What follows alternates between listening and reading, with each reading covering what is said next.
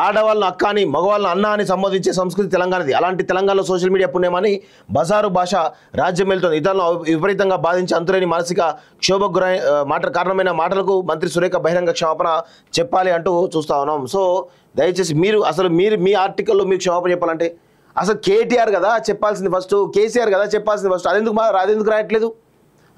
కోట్లాది మంది భక్తుల మనోభావాలకు సంబంధించినటువంటి అంశం ఇది, దానికి దీన్ని లింక్ పెట్టినా.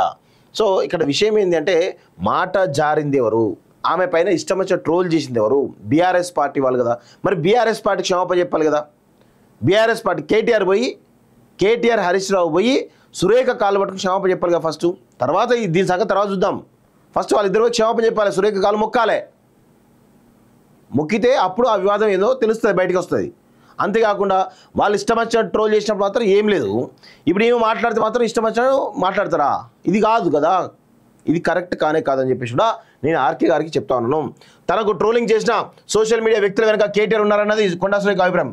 వాళ్ళే ఉన్నారు, వాళ్ళ కార్యకర్తలు వేసింది, వీళ్ళ ఆదేశాలు లేకుండా వాళ్ళు ఎట్లా వేస్తారు?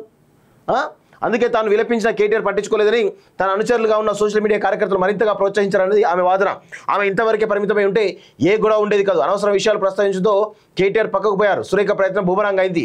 విమర్శలు ఆరోపణలు గురితప్పడంతో కేటీఆర్ సేఫ్ అయ్యారు. సురేఖ ఆత్మరక్షణలో పడిపోయారు. ఆలోచన లేకుండా ఆవేశం మాత్రమే ఉంటే ఇలాంటి అనర్థాలే జరుగుతాయి. ఇంతకు నోరు జారడం వల్ల సురేఖ ఏమి సాధించినట్టు? కేటీఆర్కు నష్టం చేయాలకు లాభం. కేటీఆర్కు నష్టం కాదు, గుర్తుపెట్టుకోండి. కేటీఆర్కు లాభం కాదు, నష్టమే జరిగింది. జాతీయ మీడియా ఇప్పటివరకు ఫోన్ ట్యాపింగ్, హీరోయిన్ల ఫోన్ ట్యాపింగ్ అనేది తెలంగాణ అదేవిధంగా కొంత పాటు ఆంధ్రవరకు పరిమితం. కానీ ఈరోజు జాతీయ మీడియాలో కూడా ఇది చాలా పెద్ద ఎత్తున చర్చ జరుగుతుంది. ఆ విషయం ఎవరు గమనించట్లే.